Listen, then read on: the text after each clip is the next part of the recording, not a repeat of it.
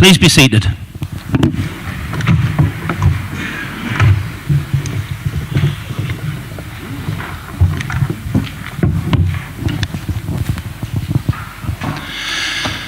Good evening, everybody. Welcome to tonight's meeting of Middlesbrough Council. First item on the agenda, apologies for absence. Do we have any? We do, Chair. We have apologies from Councillors Arundale, Biswas, Dryden, Lawton, Morstan, Saunders, Sharrocks and McIntyre.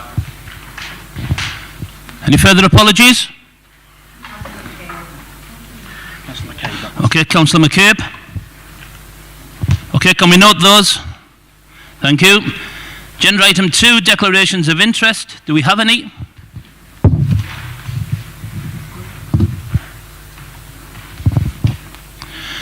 Agenda item 3, revenue budget, council tax, medium-term financial plan and prudential indicators 2018-2019. Mayor Budd. Thank you, Chair. Before I briefly go through the budget papers, which I'm sure everybody will have read, I'd just like to talk a little bit about the context of this. This isn't a budget in isolation from the rest of the country.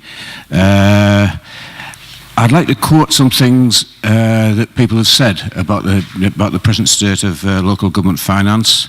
Austerity's been with us since 2010, and the effects are all around the country for us all to see, or in some cases for some people to ignore. For those who've forgotten about the effects of austerity on local government, I will talk about what various people have said. None of these have come from the Labour Party or members of the Labour Party. These are all from other people, as I explained as we go through. This, I hope, will explain how serious the situation is and what many councils of all colours are doing. So we'll start off with an LGA, the Local Government Association, a Conservative-led organisation. Severe funding pressures and tax rises will not save services. This is repeated over and over again. Trinity Mirror, the Gazette, got some figures from the government, not from us, from the government. £120 million, that's how much Teesside councils have lost in spending power due to austerity.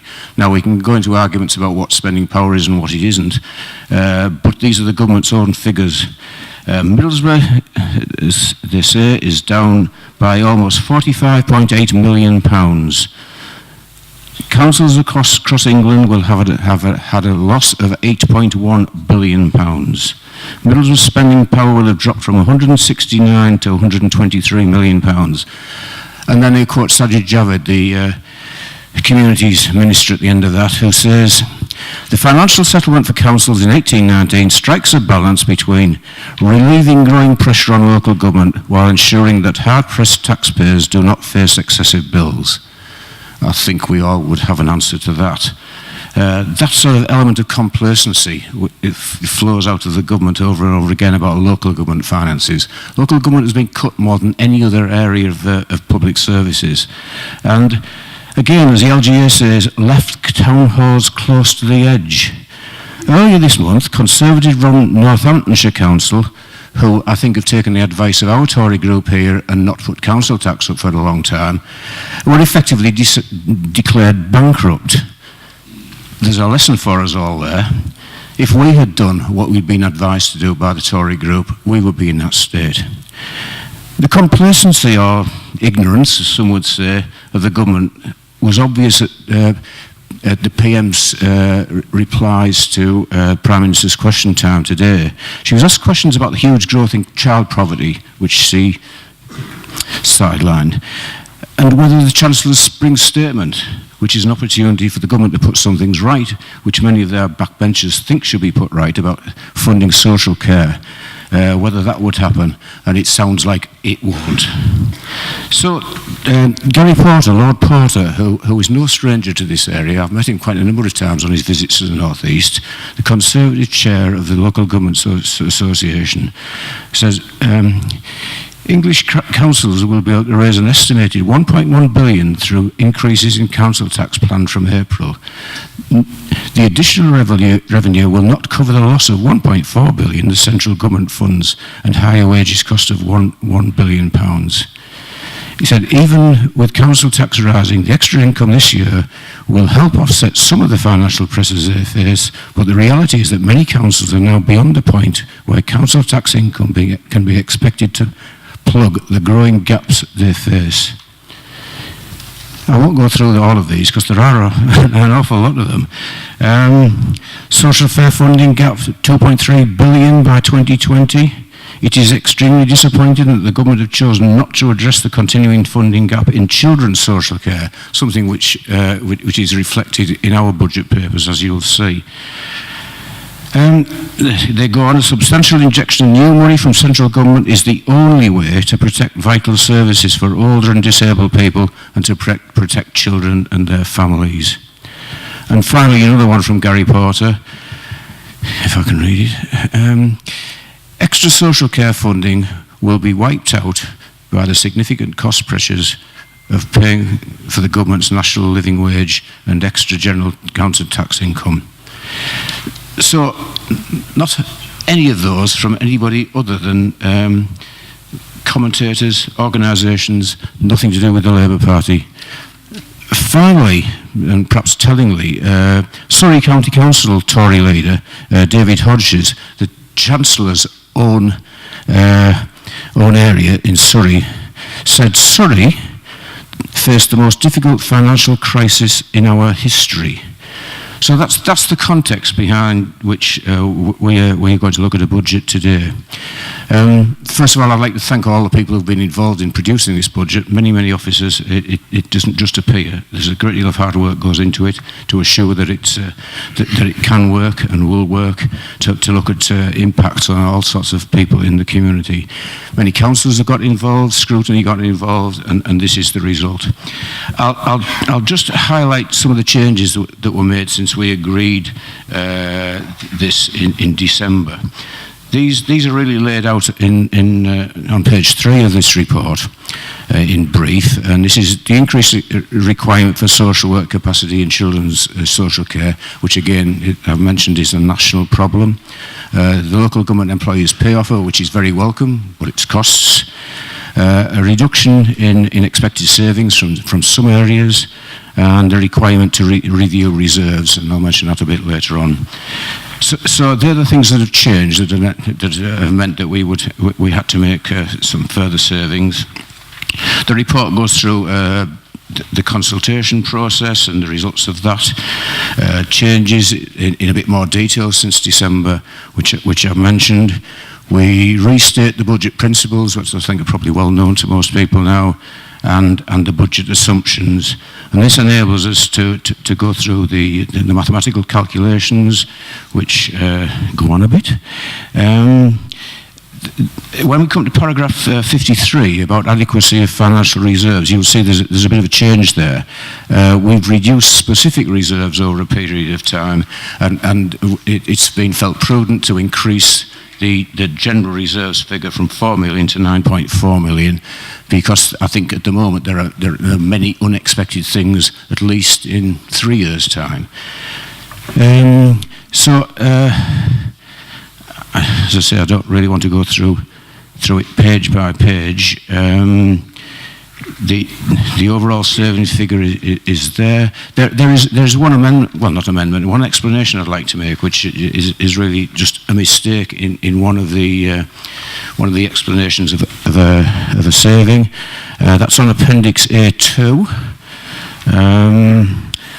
under Partnerships and Integration, P&I 05, which you'll see is about £40,000. The explanation should be in the Strategic Planning 2018 to 21 report of December 2017, savings proposed for this item was put forward. It represented a savings of £40,000 per annum through the implementation of a partnership model with the voluntary and community sector for the delivery of community advice and welfare rights, achieving a 20% saving in current expenditure.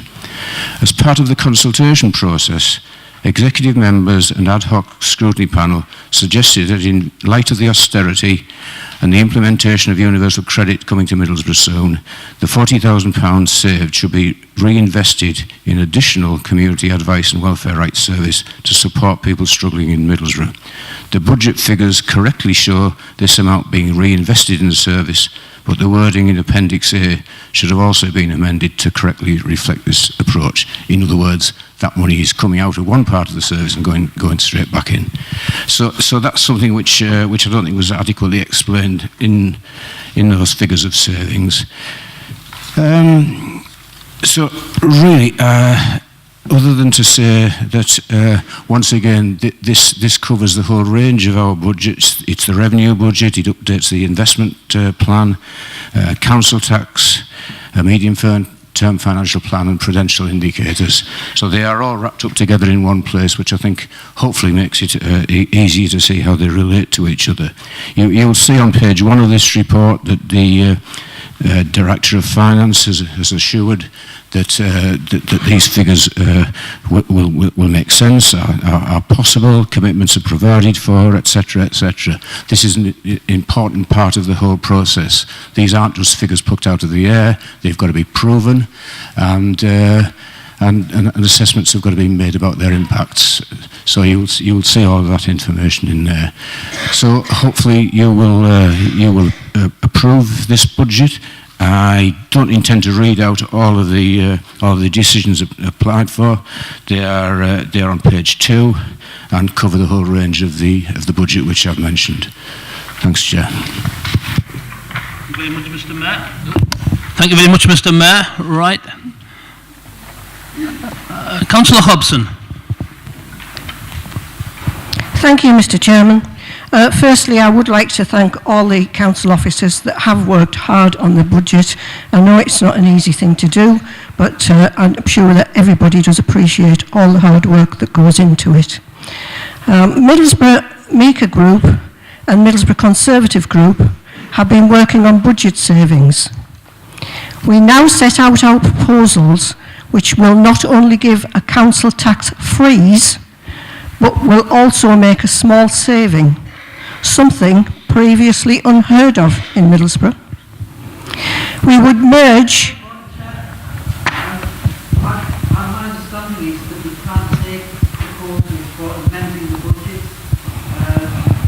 because of the legal requirements, both in relation to Section 151 officer to ratify that such savings are viable, are legal, and also point of view of quality impact assessments being carried out. I understand that if we went down that path, considering and voting on and perhaps accepting proposals that haven't been through the proper and legal process that needs to go through, then we would be in danger ultimately of having a Section 111 notice served on us as happened in the council. I would just invite the Chair for the managing officer, perhaps Section 151 officer, to actually comment on that. Okay, Mr. Roberts, can you give us the position, legal position on that? Yes, certainly, Chair. As members will undoubtedly be aware, in preparing the annual budget, the Council Section 151 officer is required to ensure the Council acts in accordance with its statutory duties and responsibilities and doesn't act in breach of its fiduciary duty to the ratepayers and council taxpayers of Middlesbrough. Further, in preparing the budget, the Council must undertake calculations set out in Section 32 of the Local Government Finance Act 1992 to determine the budget requirement in order that both the Section 151 officer and the Council are assured that the proposals form a balanced budget for the forthcoming year. As part of the budget process, the Section 151 officer is also required to report to Council on the robustness of the estimates made for the purpose of those Section 32 calculations and the adequacy of the proposed financial reserves. These responsibilities are reinforced by the provisions of Section 114 of the Local Government Finance Act 1988, which requires that the 151 officer must prepare a report to Council if it appears to him that the expenditure of the authority incurred, including expenditure it proposes to incur, in the financial year is likely to exceed the resources, including sums borrowed, available to it to meet that expenditure. In addition, the Council, in setting the budget, is required to comply with the public sector equality duty under Section 149 of the Equality Act 2010 and any changes which may have an equality impact require an equality impact assessment to ensure compliance with the duty. So any proposals which are put forward at this stage which have not been through that process risk then the council acting ultra vires and potentially setting an illegal budget. And therefore my view would have to be that the council cannot vote on proposed amendments to the budget. If there are proposals for future consideration, then I'm sure the council will listen to those, but the budget itself cannot be changed at this stage. Thank you, Mr. Roberts. Can I, Chair, sorry. Mr. Shield, did you want to say anything regarding to what Councillor Walker said? Or are you happy with what Mr. Roberts has said? Chair, I would agree with what Mr. Roberts said. At this stage, any proposed change to the numbers in the budget can't be agreed because they haven't been through the process. And the acting chief financial officer, I'm not in a position to sign off on those and know about their robustness and the process that's gone through. So any proposed changes have to be around agreeing or not agreeing the budget, but not changes to the budget. That's the nature of the decision. Thank you very much, Mr. Shield. So just to clarify the position tonight, we cannot vote on any proposals to amend the budget as it's written and presented to us tonight. All we can do tonight is either accept or reject the budget, but we cannot take any proposals to amend the budget tonight. There's been a long process that's gone through virtually for the past 12 months, and if anybody felt that they had wanted to have an impact on those discussions, there was many meetings and many opportunities for various people to put forward an alternative budget and then have it verified and checked out by the relevant officers, the monitoring officer and the Section 151 officer, to make sure it satisfied all the legal requirements. So basically, can everybody please bear that in mind tonight? All we can do is either vote for or vote against the budget as it's been presented to us already. We've had legal advice on that from the monitoring officer, and we've had financial advice on it from the Section 151 officer. So, thank you.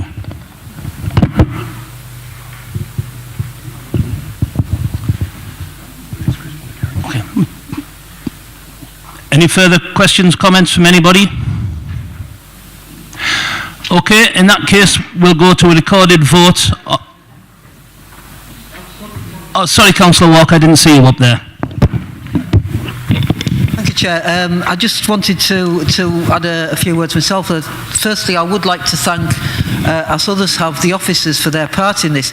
And remember, the officers, particularly Section 151 officer, James and tonight and John acting in that role have a legal obligation to do so independently, and I think they've done so honourably. Just to give a few more comments on what's just happened, that there was an alternative budget group, and there's officer time has been given to that alternative budget group in actually to assist them so that any proposals they might come up with could be viable and could be voted on. I am told, whilst I haven't quite rightly been part to any of those discussions that took place, I've been assured that the alternative budget group, when it first met on the 21st of April 2017, was advised by the Strategic Director of Finance and Governance and Support, along with the two heads of finance, that any alternative budget proposal must be assessed and signed off by the Strategic Director of Finance, Governance and Support, i.e. the Section 151 officer, for it to be considered as a creditable proposal. So that group were aware of that. They've chosen not to do that. So it's certainly not the case that somebody has been prevented from putting such proposals forward. In actual fact, they were assisted. They had more assistance than the majority group ever got in discussing the budget proposals. Quite a lot of officer time went into that, and I will thank those officers for doing that. I would just like to add to Mayor Budd's, as usual, stolen my thunder about what I was going to say, but about just to reiterate, about this council tax increase, I don't want to increase the council tax. The people of Middlesbrough pay their taxes, whether it be direct taxes or indirect taxes, to the government. The government used to distribute some of that, a great deal of that money, to local councils to pay for things like social care, vulnerable children, looking after our roads, keeping our neighbourhoods safe and tidy. What they're doing is slowly taking that money away. And what they're telling councils to do is to raise the money locally, either but through business rates, fees and charges, or increased council tax. The reason why the council tax proposed this evening is 1% more than the council tax proposals that were here last year is because the government suggested that councils put it up by another 1%. After council had lobbied the government to provide more money, for them to provide councils with more money to cover the things such as a crisis in gap in funding for social care and for vulnerable children. Councils also lobbied the government to provide a decent pay award for our staff. And I think that's something that, I know that's the majority, but not all, members in this chamber supported. But we also, knowing that we haven't got the resources for this, asked the government to fund that. Their solution is to put the council tax up by another 1%. So I personally do not support the government's proposed rise in council tax, but unfortunately we're put in a position where we have to make it. I would like to thank the Conservative group actually for their arguments for the freeze grant, because had they some years ago, had their arguments been persuasive, we would now be in a position where we'd be a further 2.2 million short on our funds. That's not figures I've calculated, that's figures from our accountants. That would mean that tonight we would be looking to put, in order to retain the same standard level of services, to be putting the council tax up by an additional 4% plus. And I'm sure the people of Middlesbrough would thank us for that. Obviously, we would have to go to a referendum. So,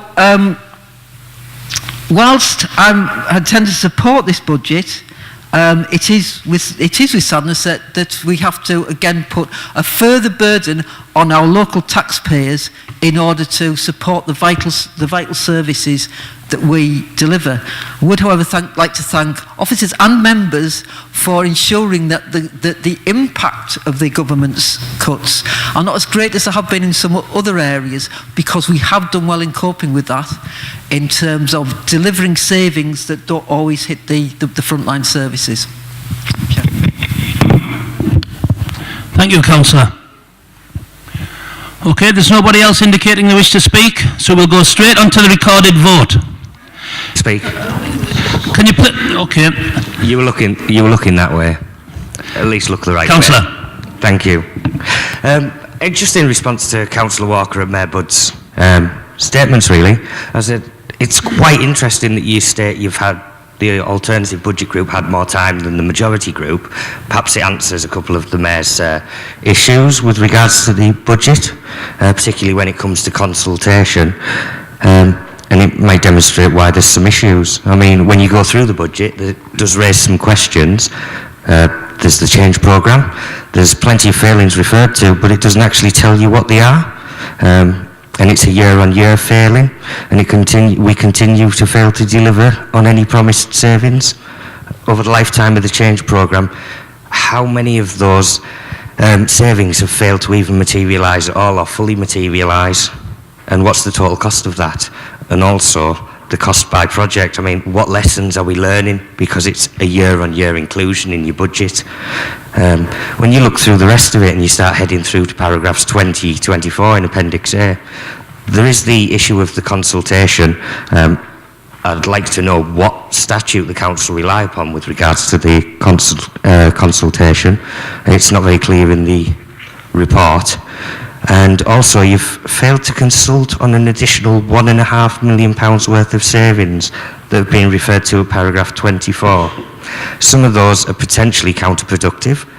If you look at Appendix A, our I04 for anybody that hasn't had more than 4 hours to look at it from the opposition. You'll actually see that the counterproductive issues here could be the recharging of the living wage for cleaning staff to schools. You're passing the burden to the schools, so you're effectively encouraging academies to source contracts elsewhere, which is going to result in redundancies for their cleaning services. There's other probably unachievable savings within the budget, such as the bulk purchase. I don't know if you just copy and paste that annually, Mayor Budd, in your statement, but it's always there and it always fails to deliver. Then we look at change of working practices with 13 Group to make savings, and we're going to reduce the cost by 130,000. That can only mean there is a potential risk to the most vulnerable, homeless and potentially homeless residents of the town. How can that be pushed through without reasonable consultation? And then if you look at look after children and the need for counselling and a saving of £110,000, but we're always told the number of looked after children is increasing. So it's interesting that that saving probably not going to be achieved. I mean, we continue through your budget and you look at the disbandment of the joint public health with Redcar and Cleveland to save another 100,000. Again, we're always told that joint working is the way forward. It can save us money and provide us resilience going forward, but we're removing that. Then you look at the saving. Now this is the best one, and I think you've actually outshone yourself on this one, Mayor Budd. Savings in rent via the purchase of Resolution House. Don't you think that rather undermines the principles of Centre Square, where you're pushing renting as the preferred model?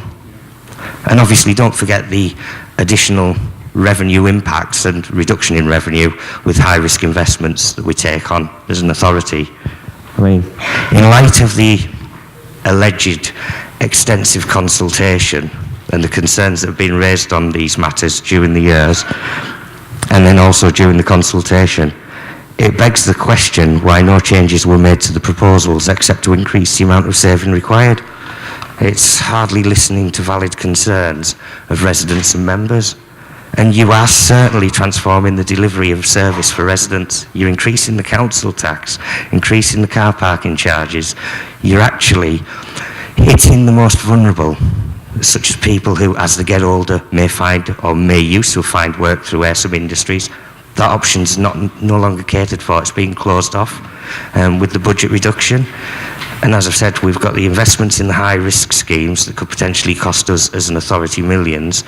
And for this magnificent transformation in your budget, the residents get to pay 5% extra. I really do think you've done exceptionally well. I mean, despite years of cuts and inflation busting council tax rise of 5%, and you're using millions of pounds of council reserves and balances to smooth the savings, but we're always still hitting the estimated shortfall of 26.9 million over the next 3 years. I think it's reflective that you need to spend more than 4 hours on your budget, because that isn't really good financial planning, if that's your involvement, which Councillor Walker clearly stated it was. As for the officers working it, I suppose they can only do and work with what they're given, and unfortunately I think you've given everybody a short deal by your own party's admission and Councillor Walker's own admission. Thank you, Councillor. Councillor Story. Thanks, Chair. I'm always delighted when I get up in the council chamber because I feel as though somewhere in the public gallery there's this collective eye roll, which I do rather enjoy actually. It's a nice thing. It's interesting to hear what Councillor Rathmell just said, because he mentioned there about listening to valid concerns, and I think that's what we're probably all really here to do. We all want to listen to valid concerns. And Councillor Hobson, I'm actually quite disappointed that they didn't go through the proper process, because I would have quite liked to have heard what the Conservatives had to say. I would have quite liked to have heard how they managed to square the circle of massive cuts in services and also massive cuts in tax to local people. How were they going to manage that? When Councillor Rathmell talks about valid concerns, if the Meeker Group and the Tories, who are now working together on this, which is nice to see, isn't that nice? talk about joint working, that's a lovely thing, because I've always felt as though there was this kindred spirit between the two groups. And nationally at the minute, I don't know if you've seen nationally in the papers that there's actually a crisis in Conservative Party membership. Chair. Well, clearly... Chair, Excuse me. Point of order. He referred to me by name and referred to the group. I'd like the opportunity to respond on that. No, you've had your chance to speak, Councillor Rathmell. You've had your chance to No, speak. please. Everybody is allowed to speak Point once. of order. And then there's no point of order, Councillor. You've had one chance to No. speak, and that's it. That's Councillor okay. Story, you may continue. Okay, thanks very much, Chair. Obviously, it's really disappointing, I think, for everybody that Councillor Rathmell can't come back in, but, we'll all have to live with that. At the end of the day, Tory party membership nationally has gone down, but clearly Middlesbrough is bucking that trend, and I think that's fantastic. It's really good to see the Conservatives adding to their membership through the local independent group. So congratulations to them. Perhaps they could try and roll that out nationally and improve that situation for them. I would have genuinely liked to have seen how Mika and the Tories work together to draw up a budget. I think the personal aspects of some of the people in that group would have been quite interesting to see. I know Councillor Lawton's not here tonight, but he has got a reputation for being able to use his imagination in an interesting way.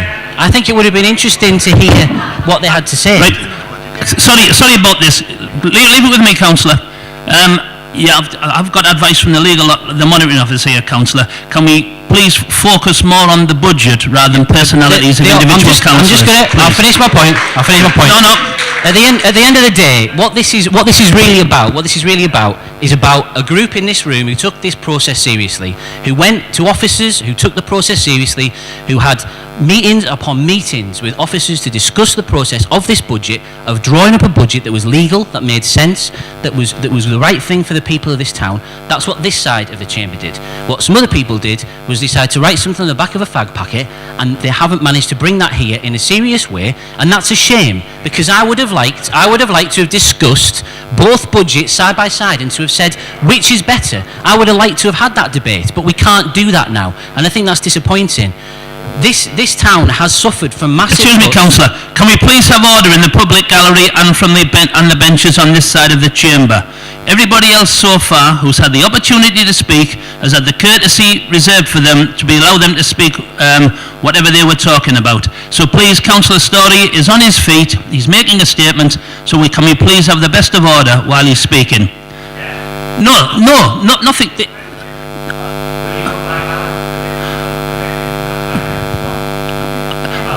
I always endeavour to apply balance, and up to now, as far as I can hear, unless I've been mistaken, the only heckling and talking and noise that's been going on while an elected member's been on their feet has been while Councillor Story's been on his feet. So all I'm asking is for the same balance to be shown to Councillor Story that's been shown to all the other councillors who've spoken so far. Councillor Story. I'll quickly finish. All I was going to say was that this town has suffered massively from cuts to services, and what the government has done, they have a massive pot of public funding which they can use for whatever they want. They can spend it on defence, health, education, whatever they like. They've chosen deliberately not to spend that on local government.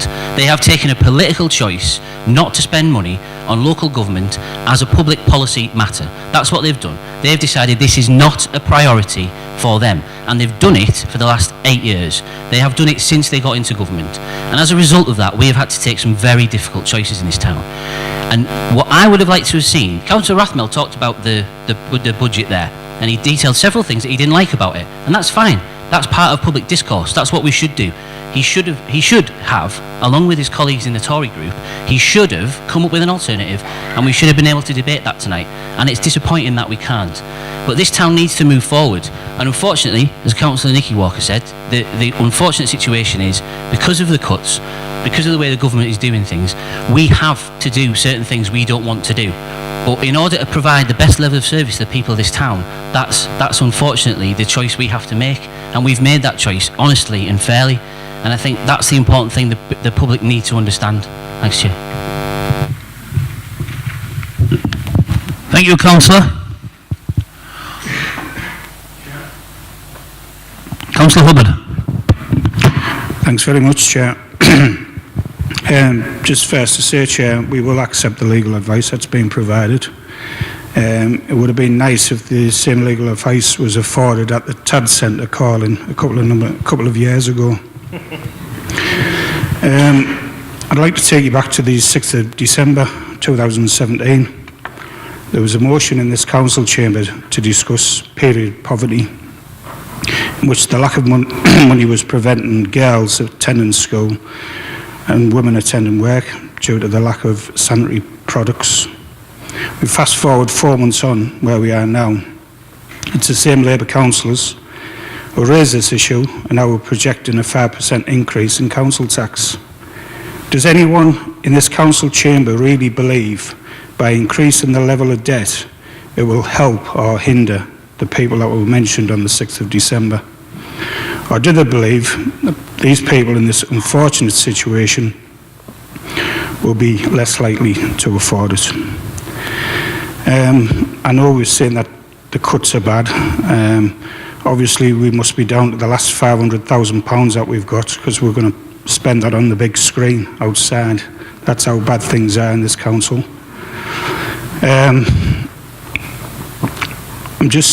It is a shame that Councillor Hobson's proposals weren't put forward tonight because they could have saved a 5% increase. If we do accept the 5% increase today, the words expressed on the 6th of December will ring very hollow, and all that we're doing on the 6th of December with the intention to bring a warm glow of self-righteousness and the worst kind of political posturing you can imagine. Thank you, Chair. Thank you, Councillor. Okay, well, nobody else has indicated that they wish to speak. No last-minute hands flying up. So I'll now invite the Mayor to sum up and respond to some of the comments that have been made. Then we will be going to the recorded vote. Mayor Budd. Thanks, Chair. Look, I think I've been saying this for a couple of years now. This is not a one-night process. The budget process takes place permanently.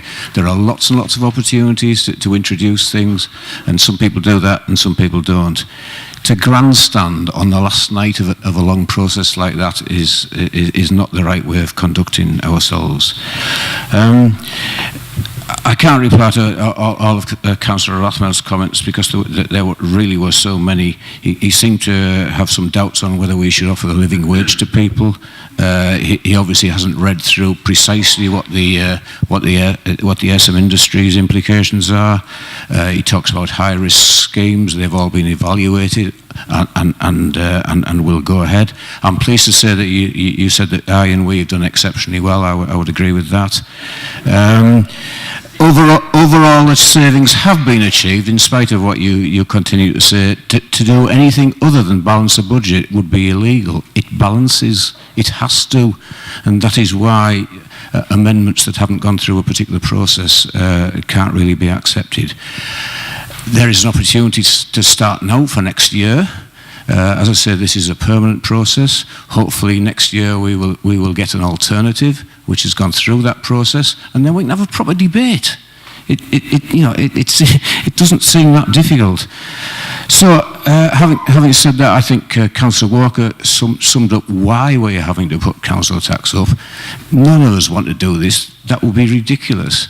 There is little alternative. 147 out of 152 social care authorities have put the council tax up by a maximum. That tells you everything. This is not a Labour Party deal, as I started off the evening by saying.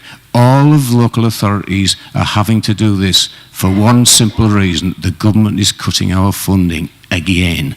So I will hope that the majority will agree to the recommendations, if only because we haven't got a choice. Thank you, Mayor Budd. Right, we're now going to the vote. I'd like to refer you to paragraph 103, page 73. What is your point of order, Councillor? What is your point? What part of the Constitution are you referring to for your point of order? I've just pointed it out here. Sorry, was the paragraph on the page not sufficient? It was paragraph 103, page 73. Of the Constitution? Yeah. Okay. A right to a personal explanation. following the Mayor's reference to myself and his summing up. Relates to a material part of the speech which may be misunderstood. I really expected somebody would know it. Misunderstood from which material part? Okay, so which part of that paragraph do you believe you've been misunderstood? The Mayor made a statement that I commended him. I just wanted a correction that was actual sheer sarcasm, and the fact that he thinks he's done so well No, that is is not amazing. relevant. Sorry, that is not relevant to this particular section of the I don't think you Constitution understand that you it. have quoted, Councillor. Right, we now move to the vote. It's a recorded vote. Mr. Roberts will read your name out and you either say for or against. Okay, Mr. Roberts. Thank you, Chair. That's right. Mayor Budd. Councillor Blundell. For. Councillor Blythe. Councillor Brady. Councillor Branson. Councillor Brunton. Councillor Carr. Councillor Coop. Councillor Cox. Councillor Davison.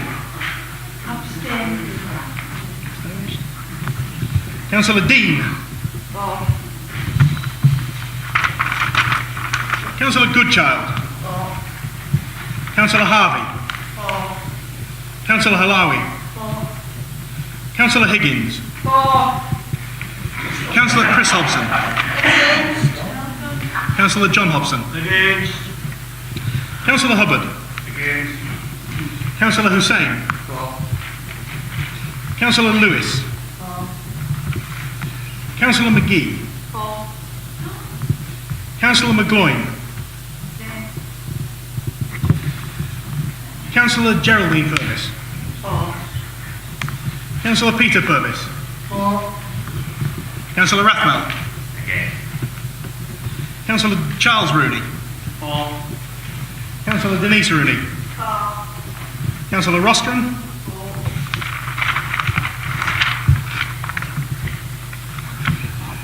Councillor Story.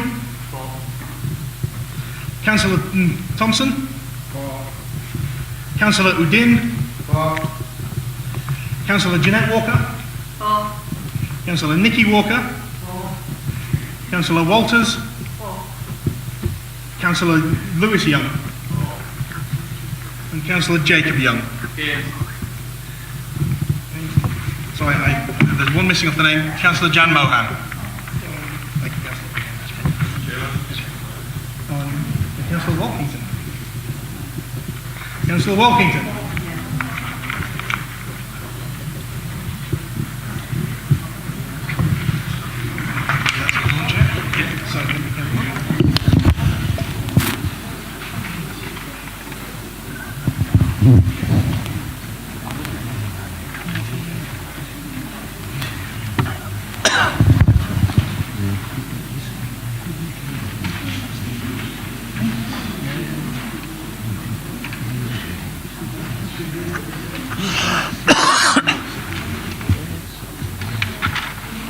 So, Chair, we have 28 for, 8 against, 2 abstentions. Okay, thank you for that, Mr. Roberts. The Mayor's budget is carried. That being the conclusion of all business, I'd like to bring this meeting to a close. Thank you all for your attendance and wish you all a safe journey home. Good night.